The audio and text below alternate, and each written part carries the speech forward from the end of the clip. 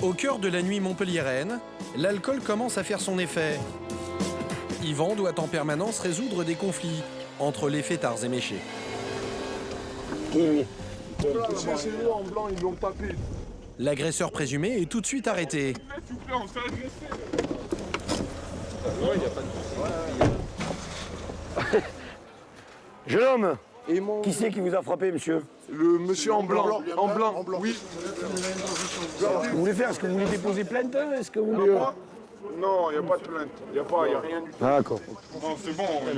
Ah, je croyais. Je suis rentré chez moi, donc je porte pas plainte. Honnêtement, j'avoue, c'est moi qui l'ai tapé, mais c'était de la légitime défense. T'as rien fait, t'es dans la rue, mais t'as l'impression que tu les agresses. Je sais pas, qu'est-ce qu'il y a Juste, ils m'ont volé ma chaussure aussi. Regardez, je suis pieds nus. C'est bien. Il suffit d'un regard et les gens ils s'énervent et pour rien, et après il y a embrouille. Je vais prendre votre nom, monsieur. Entre les fêtards, les explications sont confuses. Faute de plainte, Yvan ordonne aux jeunes de rentrer se coucher. Quelques mètres plus loin, une autre unité doit à nouveau séparer deux bandes complètement saoules. Là encore, difficile de savoir où sont les victimes et les agresseurs. Pour séparer les jeunes, les policiers utilisent des gaz lacrymogènes. Cassez-vous maintenant parce que vous allez recevoir. Prends tes potes et arrêtez-là parce que vous rentrez. Allez, et rentre chez toi parce que tu vas finir au commissariat, d'accord? Dégage parce que tu vas rentrer au commissariat, allez. Envoie un coup de gaz, ouais. Allez, cassez-vous maintenant. Ça calme là, comme ça. Et pour Yvan, la nuit n'est pas encore terminée. Il est appelé pour une affaire rocambolesque. Deux jeunes femmes ont été filmées par des caméras de surveillance en train de sauter sur des voitures en stationnement. Ouais, sur place, avenue Le Moret. Voici les deux jeunes filles. Elles sont légèrement ivres. L'une d'entre elles a filmé avec son téléphone portable les exploits de sa copine sur les véhicules. Oui. Ah, vous avez filmé votre copine, hein? Oui. Qui sautait sur les voitures, hein? C'est ça. Ah, c'est ça? Moi j'avoue, il n'y a pas de souci, j'ai marché sur la voiture, j'étais bourré, et voilà. Et qui vous dit que vous n'avez pas fait de dégâts? Parce que si on fait ça sur votre voiture, vous ne serez pas contente. Ah oui, oui, c'est plus facile au moins comme ça. Sauf que ça, c'est un délit. Les dégradations, d'accord? Et que vous irez au tribunal pour ça. Vous pouvez comprendre, hein? Voilà. Allez, montrez-nous où c'est que vous... Yvan veut voir l'étendue des dégâts sur les voitures. En route, la jeune fille essaye d'amadouer le policier. Franchement, vous n'avez pas été jeune. Vous n'avez jamais D'accord. fait des bêtises étant jeune. Ben alors Vous là... n'êtes jamais mis un petit coup de trop dans la tête et vous Oui, avez... il ne faut pas boire, madame, si c'est... Pour le moment, Yvan est encore conciliant. Mais en arrivant à hauteur des voitures, la jeune femme va faire preuve d'insolence et le pousser à bout. Honnêtement, il n'y a rien, il y a juste mon genou. Là, il n'y a rien non plus. Il y a juste des petites traces noires à la limite. Je leur ai enlevé la poussière à la rigueur, franchement, ils devraient me remercier. Là, il n'y a rien non plus. Oh là, oh là, Vous voulez que je monte pour regarder? oh là. Non mais oui, et puis que même vous avez eu raison de leur enlever la poussière. Moi si je vous vois monter sur ma voiture, vous allez descendre à coup de pied derrière, je vous le dis. Hein. Je vous le dis, demoiselle, moi. Je vous le dis, demoiselle.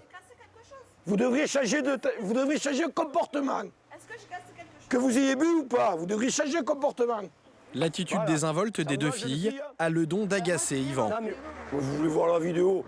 Mais regardez la vôtre puisque vous avez filmé. On est d'accord, vous avez bien fait ça. Vous savez pas voir les vidéos, mais voilà ce que vous avez. Donc, alors tout simplement.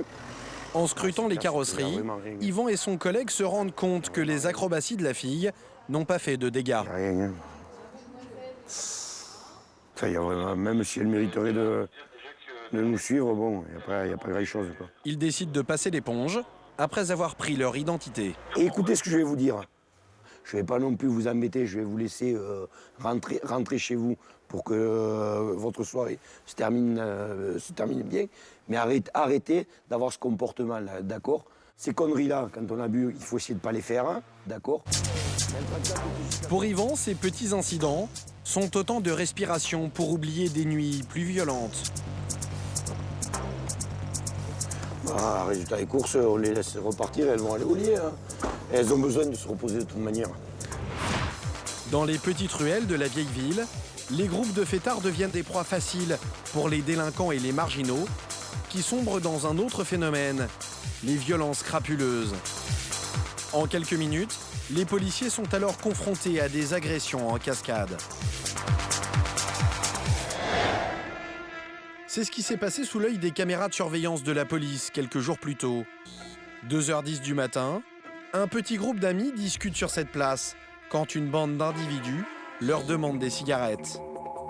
En quelques secondes, les fêtards sont encerclés par la bande qui décide de passer à l'action avec une arme. Sous la menace d'un couteau, ils arrachent un sac. Au commissariat, les policiers ont tout vu et lancent un appel radio. De 34 à 12, de CSU nous signale un vol de sac à main. L'individu vêtu d'un t-shirt noir avec des inscriptions dorées. Une fois le vol commis, l'individu s'enfuit par une ruelle. Alors, on l'a plus, nous la caméra, on l'avait dans Jean Moulin, il a pris une petite rue à droite dans la rue à Rouen et on n'a plus la vue. Quoi. Bon, on essaye de le retrouver. À cet instant, les policiers perdent sa trace. Choqués par l'agression, les jeunes restent prostrés. L'individu au couteau va bientôt semer la panique dans les rues de Montpellier et poignarder plusieurs personnes. 3h du matin, il assène un premier coup de couteau à un étudiant. Un de ses amis qui tente de s'interposer reçoit à son tour un coup de lame en plein cœur. Et l'homme au couteau poursuit sa folle nuit. 20 minutes plus tard, il poignarde à 2 reprises une jeune fille devant cette boîte de nuit. 1 heure après, une patrouille de police finit par l'arrêter. Les victimes, elles, sont transportées en urgence à l'hôpital. C'est au petit matin que l'individu au couteau est ramené au commissariat de police. Le voici. Il est complètement saoul et encore en plein dégrisement. Les enquêteurs attendent des explications sur sa folle nuit. Stephen est enquêteur à la brigade criminelle. Lui et Bruno, son patron, comprennent que l'affaire qui leur tombe dessus est hors norme. Pour les policiers, il pourrait s'agir d'un récidiviste. L'homme n'a aucun papier sur lui. Stephen va alors le fouiller.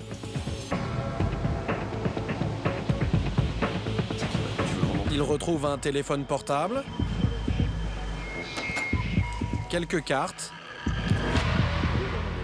et un livre, L'Avare de Molière.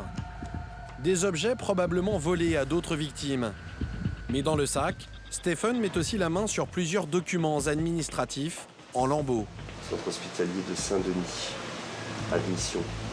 L'homme a manifestement séjourné en Seine-Saint-Denis, près de Paris. Stephen vient de trouver une piste. Pour tenter d'identifier l'agresseur, il a une idée derrière la tête. Il décide de réveiller le prévenu pour mesurer son taux d'alcoolémie. L'individu est dangereux. Il est encadré par 5 policiers.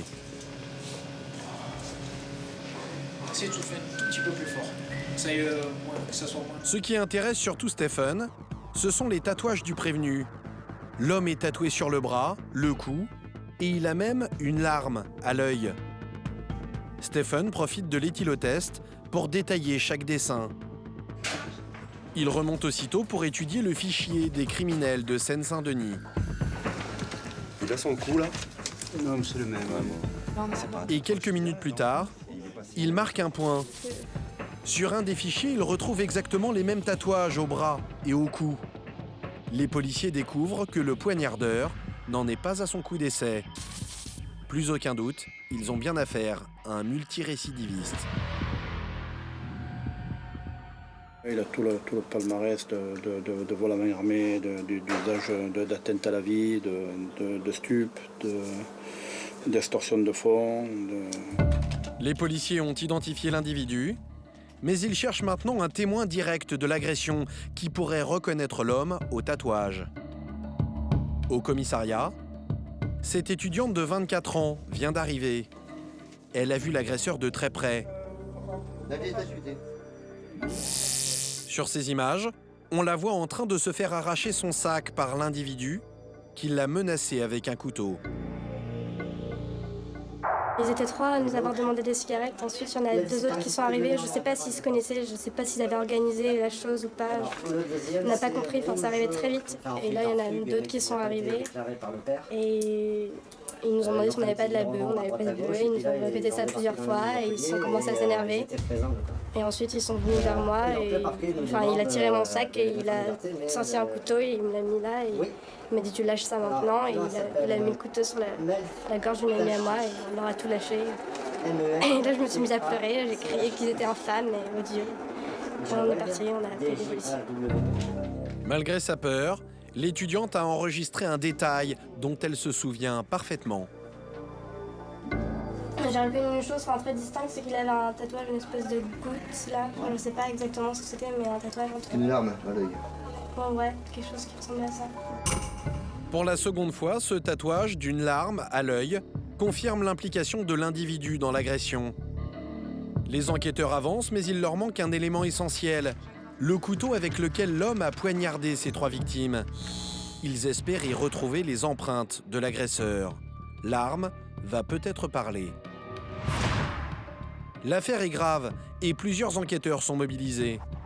Laurence et son collègue de la brigade de répression des auteurs de violences vont refaire le parcours de l'agresseur. On va aller voir dans les rues un petit peu, faire quelques clichés.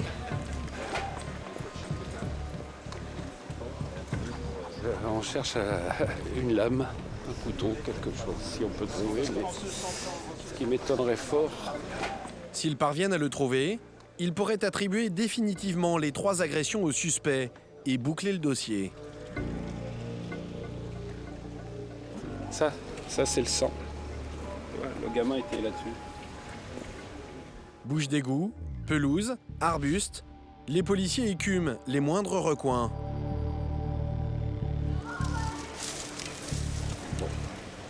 Rien. On peut chercher une aiguille dans une botte de foin. Ouais, tout à fait, mais bon, faut le faire. Après 1 heure, les policiers ne retrouvent pas le couteau utilisé par l'agresseur. En jetant un dernier coup d'œil derrière cette armoire électrique, Alain va tomber sur un objet inattendu.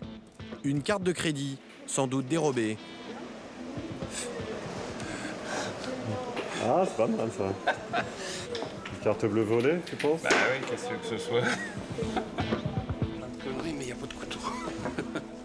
L'enquêteur n'est pas franchement surpris de retrouver une carte bancaire. Ces ruelles fréquentées par la jeunesse montpelliéraine sont utilisées par les délinquants pour cacher de la drogue, des armes blanches ou des objets volés. Ce genre de petite meurtrière, là, c'est un vrai bonheur pour planquer les choses. Tu mets ce que tu veux là-dedans. De la canne, une arme, n'importe quoi. Pour les policiers, les recherches s'arrêtent là. Mais au commissariat, l'étau se resserre sur l'agresseur. La victime qui a été poignardée au cœur est désormais entre la vie et la mort. Sur l'état de sortie de la victime. Alors, Victime principale, bien sûr. Le jeune homme qui a été poignardé. Ah bah... Ouais, alors, état toujours stationnaire et gravissime. Comme artificiel. Ils l'ont plongé dans le coma. Si le jeune homme décède, l'agresseur sera inculpé de meurtre et non plus de tentative d'homicide. Il risquera des années de prison supplémentaires. Malgré les preuves qui s'accumulent contre lui, l'individu nie toujours être l'auteur des coups de couteau. Hier soir, il y a eu une agression dans la rue. Mais comme moi, la description qu'ils ont donnée, ça correspondait à moi comme par hasard. Et maintenant, ils m'ont amené là. Et maintenant, voilà, j'ai agressé personne. Alors je suis là, mais j'attends qu'ils mènent leur enquête bien, qu'ils voient que j'en ai marre de cette histoire-là. Devant la gravité des faits, le procureur adjoint a décidé de prolonger la garde à vue. Pourtant, des éléments permettent de se mettre en cause dans la procédure, monsieur. Oui. Les charges qui pèsent contre lui sont accablantes. L'agresseur au couteau vit ses dernières heures de liberté. Pour vol avec arme et tentative de meurtre, il risque une peine de 20 ans de prison. L'homme connaît déjà le chemin des cellules.